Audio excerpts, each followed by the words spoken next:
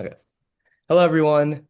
Um, Welcome to tuning into the Minorities in STEM podcast. I'm Rhythm, I'm Emmy. and today we have Dr. Kelly here, who is gonna tell us more of like how um more about like chemistry and like molecular literacy and yeah. So, Dr. Kelly, please like tell us more about like your background and like who you are.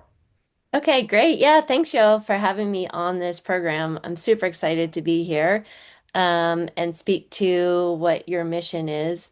I am a retired chemistry professor. I taught in higher education for 30 years and only retired for 4 small months and started teaching elementary school science shortly thereafter. So I went from teaching 24-year-old graduate students to 4-year-old preschool students in 4 months. So, and I learned a lot in that transition. I've been in the elementary school now for almost 2 years and learning a ton about what it means to learn science, and no matter how old you are, and there's a lot of things that are in common between all ages.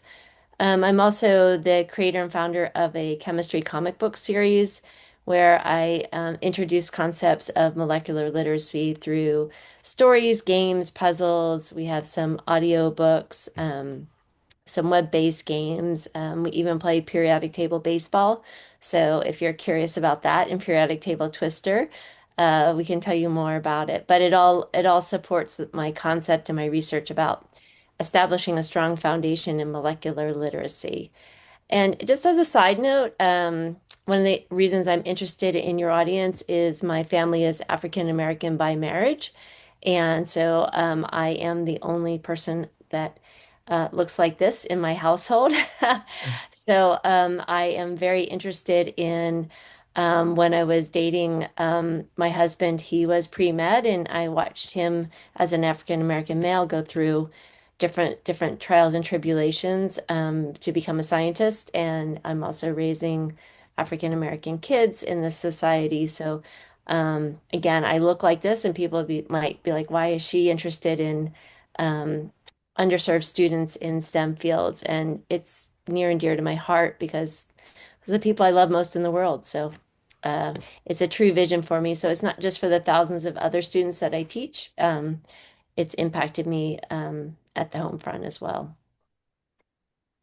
Thank you for that background information. Um so some questions that we had was like what inspired you to like start uh Kids Chemical Foundation? Oh, sorry, Solution, sorry. Yeah, foundation is probably a better because foundational material. So I wish I would have thought of that. Um, so many years of teaching chemistry in the university setting, I recognized that my students were unable to see what I'm seeing. So when I'm drawing a picture of a molecule on a whiteboard, I see it moving, right? I see action, I see personality, I could see it dancing, laughing, all these personified things that I see. And so I started to tell stories to kind of bring my students in so they could see what I'm seeing and give characteristic traits to different molecules. And from those stories that were sticking and helping students remember concepts, they would say, these are good stories. I still remember them years later. You should publish these. So I just started thinking about ways to publish those. And it turns out that there's a lot of dialogue and a dialogue-rich context that is also very visual. Um, just means comic book or graphic novel. So I didn't intend to do any of it. It's just the format that was most supported by what I was trying to do. Very cool. And Thank you. oh sorry, go ahead. Oh, sorry. Our second question was about is there anything in particular that stands out to you, like that you've noticed about like the transition from teaching college students to teaching now much younger children, in that Younger respect? children are fresh and they're uninhibited as far as creativity goes. And they are also uninhibited. No one has told them that chemistry is supposed to be hard. So I use my comic books in fourth grade, and they're balancing chemical equations, they're writing formulas, they're doing what I call big league chemistry as 8 and 9 year olds. And it's appropriate for their level through what I've developed. The math that's in this kind of chemistry is number line math. Like if something's +2 and something's -2, they equal 0. So even the quantitative aspect is appropriate for third and fourth grade. And they're just having fun with it, right? And so I really think that there's something that happens in our culture that alienates learners from chemistry, so that by the time you get to high school, you've been told it's going to be hard, just get through it. Your parents might say, "Oh, I hated that class, just get through it." There's all this like, it's not important, just get through it kind of mentality. So the beauty and the mystique and all the things that I love about chemistry are lost.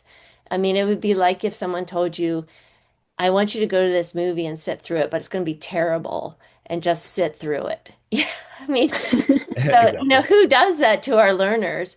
And yet our culture does that time and time again. And then we make matters worse by not preparing students for college chemistry. So when they get to college, um, it's going to be a horrible experience because they're just ill prepared. So my younger students don't have any of that. They're open, they're ready to learn, they're eager, they're curious. And I've learned that our, as I call them, our littles are smarter than we give them credit, and they can do a whole lot more science than is currently in the curriculum. It's really cool. So like, what do you think like we could um like what our school system can do that could like I guess like empower our curiosity and like chemistry or like STEM in general. Well, I think we need to tell the real story, right? Like we have a lot of doing in science in K through 12, where you go in and you might do an activity and you have no idea what you just did. And I think if we present it as a story, kids love stories, adults love stories, everybody loves stories. So, what I'm initiating for chemistry can be done with physics or biology, but also in the context of not watering it down. My curriculum is really robust. It's a college level course in a comic book.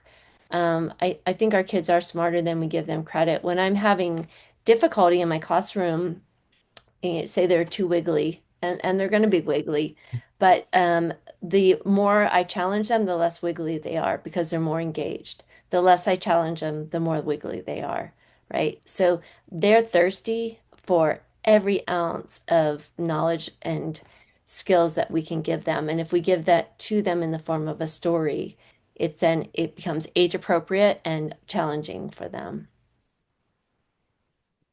Okay. Is there anything in particular that drew you to chemistry as a field and then later like education in particular? Yeah, so I am a first generation college student. So I was not expected to go to college. I didn't have parents who were scientists. My dad was an insurance agent. My mom worked in a nursing home. So just I didn't have that. But what I did have is a grandma who worked in a bookstore who gave me tons of books. So I read and I read and I read and I read a lot of mysteries, and I love solving the mysteries. And when I got to high school chemistry, I realized that there were puzzles to be solved. Like we had maybe an unknown to identify. And I just put my, my Miss Marple, Agatha Christie hat on. I thought, well, this is kind of cool. I can be a real life detective as a chemist. So I really love doing the problem sets, and I just devoured it like I would devour a mystery novel.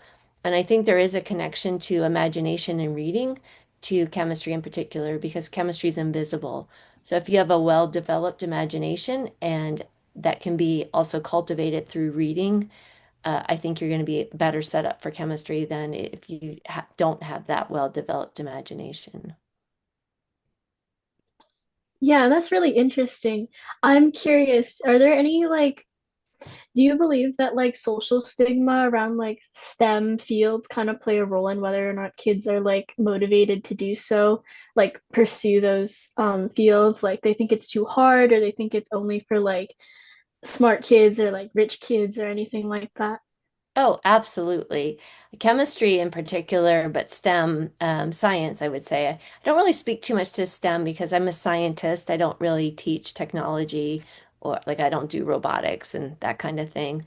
So science, I'll say in general, I feel very strongly about needs a rebranding, complete rebranding. And in fact, you will never see me wearing a lab coat and safety glasses on any media things because that's just a club, right? And that says, okay, that's where the smart people are. They're the people with the white lab coats. They must be smart. And it's just silly. It's a costume, and it's an exclusive club that shouldn't be part of it. Again, I'm a first generation college student. I didn't have access to any of this, and I did it. And I just didn't know better. I just was having fun. I thought it was cool because no one told me otherwise. But I think I hear you do not want to go to a social gathering with me because people ask me what I do. And I'm like, I'm a chemist. And then, the room clears because, like, who is that person over there? You know, I'm like, I'm sorry, what did I do wrong? So there, even today, I get a lot of social stigma about, like, I must be some kind of like strange oddity in this world if that's what I do for a living. Mm, yeah, I feel like a lot of people, especially in within the sciences, don't really realize that it's not necessarily this big exclusive thing, and it's like able to be used and applied as like a tool to like that like branches into other fields. Mhm. And I feel like a lot of people don't really view STEM as a whole as like a creative thing, but I feel like maybe that's probably why with your like whole comic books and like things like that. So I think it's really interesting that that's the direction that you chose to take that. And I think it's really cool what you do. Thank you. So like what do you like see like in your field like the next 10 years like how it would like change? It's like learning or like especially when AI is coming, like I don't know like how would that like affect teaching and stuff like that? Well, I think I've identified some fundamental skills that are timeless, right? And so, if you think about a woman's wardrobe, perhaps they have a black dress that's good for everything, right? So I've identified five things in science that are going to support any kind of future learning, right? That are not technology based, AI based, anything like that. And I think if you identify the things that serve scientists in the 1800s and the 1900s and the 2000s, in the 2500s, it'll still work, right? And so when you identify these timeless things, you're going to support scientists. And one of them is molecular literacy. And so 10 years from now, it would be my dream that molecular literacy was a course that elementary school teachers took in their preparation, right? That would be their science elective. And then they go to their schools and they teach molecular literacy to their third, fourth, and fifth, sixth, seventh, eighth graders, whatever. And so that it becomes a normal thing that is not this like only for smart people or there's no way I'm teaching that.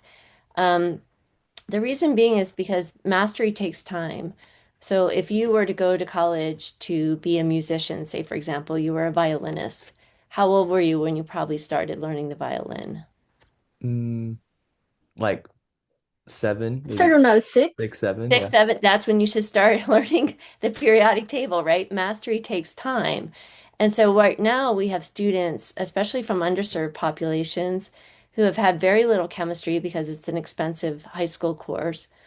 And so they've had very little chemistry, and everyone in the community knows they're brilliant, and they are, and they might have gotten a scholarship and they go to this university and they're pre-med and they're going to be the first doctor in their town, and then they hit chemistry and they fail, right? Mm. And then what do you do from there? So I think it's really important that we say, okay, this is mastery. You can't expect someone with no background to all of a sudden ace a course that they've never had.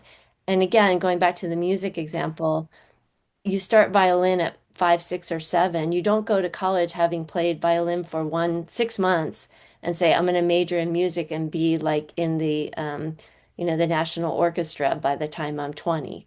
It's not going to happen, right? It's Right. repetition, it's practice, it's mastery.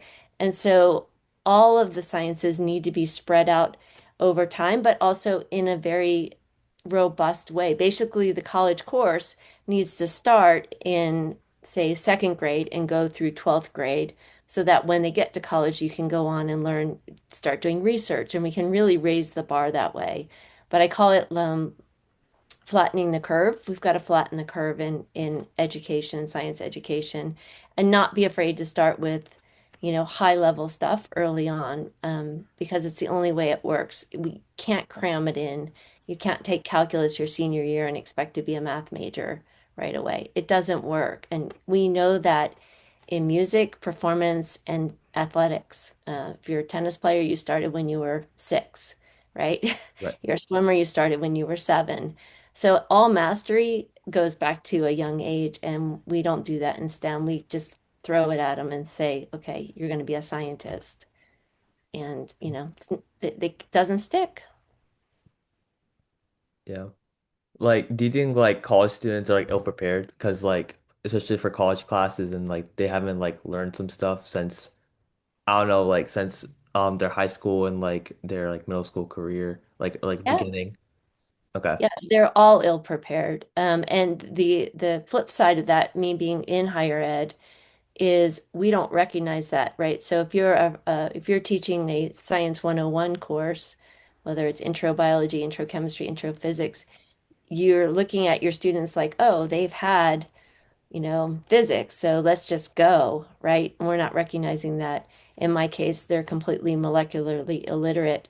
And no matter how bright someone is, I'm not literate in Mandarin, right? So no matter how bright I am, if I go to some place where Mandarin's the only thing spoken, I'm going to be lost, and I can't do it, right? So literacy and illiteracy are not judgments. They're where the person is at that time and develop the literacy first, and then they'll blossom. But without recognizing that they cannot understand what you're saying at all, it doesn't matter what their IQ is or how much they're studying because there's no way to circumvent the literacy piece. Mm. If there is anything in particular that you could change about like our education system, like especially when it comes to like grade school and like younger students, coming from your background as a first generation student with a like multicultural family and things like that, is there a thing like in this particular that you would, if you had the opportunity to change it like right here, right now, that you would want to put in place? Yeah. Yeah, and it's what I'm doing in my classroom. I focus on these science literacies, and they're more about developing neural pathways in a brain as opposed to putting these magic shows on, right? So no amount of making volcanoes or making slime is going to have you pass college chemistry. I don't care if you're the best slime maker in the world, or the best volcano maker. And so there's a lot of doing right now in elementary school and middle school science, and without any kind of literacy component. So the literacies I'm talking about are dimensional literacy. Can you take a two-dimensional drawing and make a three-dimensional object? Then can you draw that three-dimensional object in 2 dimensions? That's a form of molecular literacy, actually, when you think about molecules and DNA twisting and what that is. So I spend a lot of time with drawing and making and creating. And it could be a spider web or a pumpkin because it's going to be Halloween soon. So it doesn't actually matter what we're creating. I am focused on what neural pathway am I developing? Are they being skilled at 2 dimensions to 3 dimensions, 3 dimensions to 2 dimensions? As far as numbers go, I want to teach them that numbers and math don't mean the same thing, and give them data sets and say, what story is being told here? How would you represent this? And teach them about that numbers tell a story. This person is getting faster over time or slower over time or whatever. So there's a quantitative literacy that I wouldn't call math, but I think it's making friends with numbers, right? Numbers in themselves are not scary. Let's make friends with them. Let's become part of their story. And then the same with molecular literacy. So I'm really, I think right now we need to go to look at these fundamentals and how can we present them in a science class as opposed to, again, buying all the kits, making all this stuff, and then yeah, then what? You know, Right. like, and then it's not good for the environment. It does nothing for learning. The kids come home, they have no, and I tell my third graders, second graders to say, can we make a volcano? And I'm like, well, what is a volcano?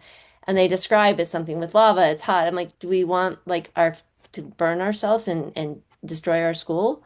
And I'm like, that's not a volcano. That's an acid base reaction that bubbles, right? Let's talk about this as an acid base reaction, right, between that produces carbon dioxide, and those are the bubbles.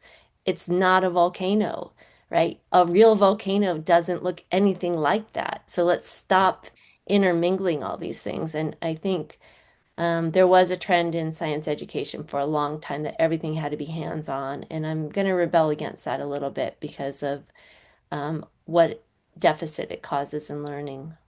Hmm. Yeah. Like whenever I like do labs, like right now in high school, I Oh my like God, yeah. we're like doing like titration and like stuff like that.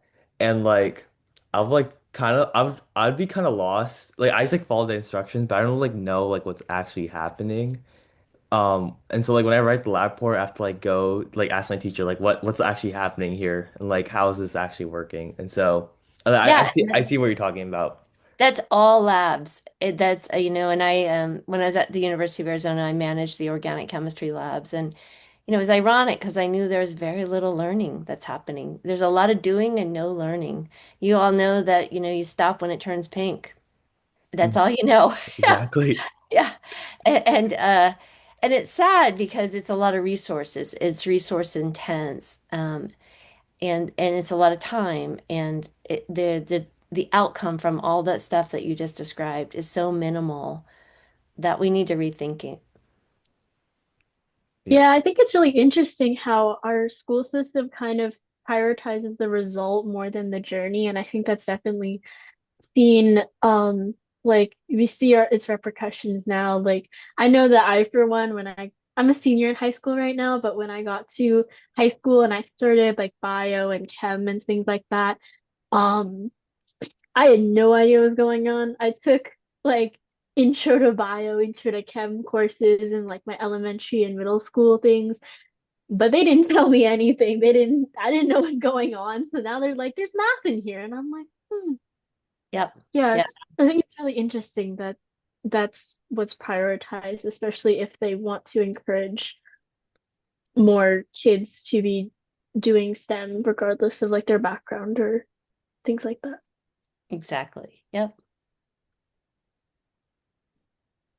So like have you felt like any pressure like like you doing STEM and like I don't know like societal pressure or like pressure like from school in terms of um like you pursuing STEM like in general?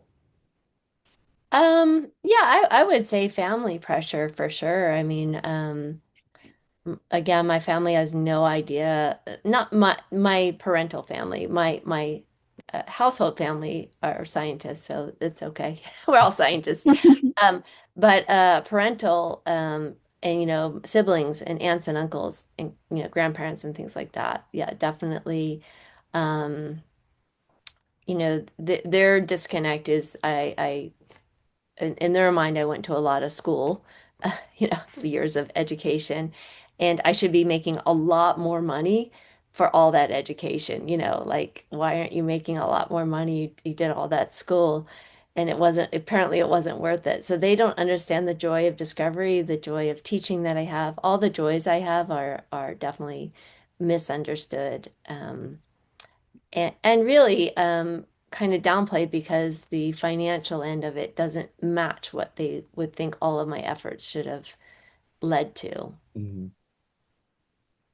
Yeah. And you touched upon a little bit about how you had your own journey within the sciences, but you also have a husband who's African American who was or is a doctor.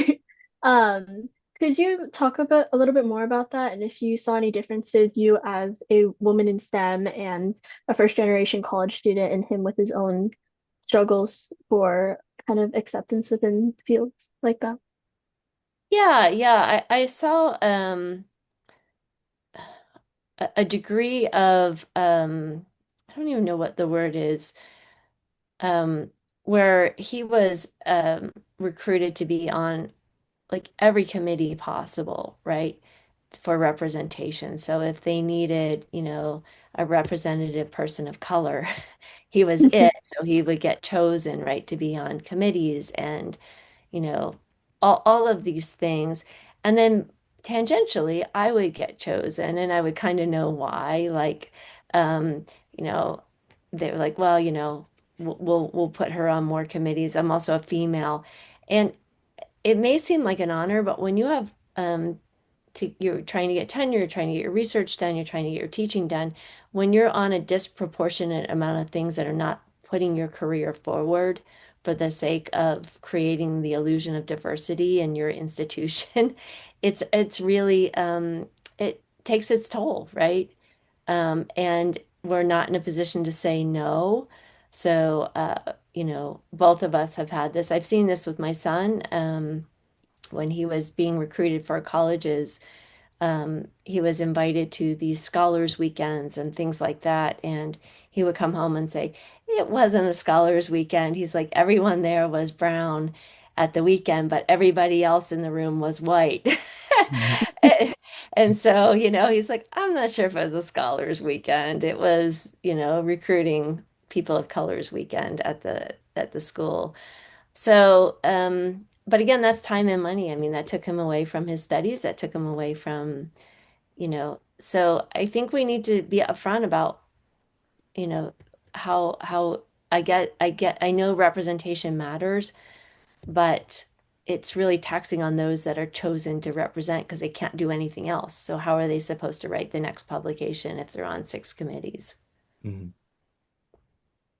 That's fair. And I also feel like, to a certain extent, while having all these different like people represented in these committees and in these scholarship weekends and things like that are important, it does kind of bring into question whether or not these people like who are reviewing these people are like looking at like, oh, we picked you because Hmm. you're very qualified, and it kind of begs the question of whether or not they value you as a person for your own achievements or whether or not you're picked for an entirely different reason.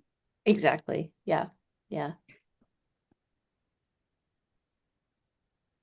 Okay. So like overall, like what can like high school students or like students in general like do right now in order like to pursue like chemistry related jobs or like I guess like in your career? I would say start with enjoyment. Don't do it for the career. Don't do it for anything else. Find the joy in it, and everything else will follow. Again, from my perspective, I loved high school chemistry. I thought it was the most, I was having a blast. I used to do homework problems on the weekends and just love it. And I had to break the news to my parents that I wanted to go to college, and they were devastated. They didn't want me to go to college, right? And so I joined the army to figure out a way to pay for it myself, because I had no other way. So, um, but it's just because I loved it and I had fun with it from the time I entered high school chemistry on till now. I'm still having a blast with it. So find the joy in it and everything else will come. Don't do it for prestige or someone else wants you to do it, or just find that it's super cool and you want to learn more and you want to keep going. And if you're not getting the grades that you think you should be getting, who cares? If you're having a good time, the grades will also come. It might be a struggle as far as what you're seeing on the grades, but if it's a class you love, don't stop because finding something you love is really what life is about, other than, family, friends, all of that. But I think if you find it and you love it, do it and don't worry about outcome, grades. Just keep going in it, and eventually you'll get there. And the real joy comes when you start doing research where you're realizing you're discovering something that no one else has done before, right? So it is all worth it if you are doing it for those reasons. Awesome. Um, I think we can wrap up this episode. Uh, so thank you listeners for tuning in to our Minor STEM podcast, and I hope you enjoyed and learning something new today from Dr. Kelly, and we'll see you in the next episode. Bye. Bye. Bye.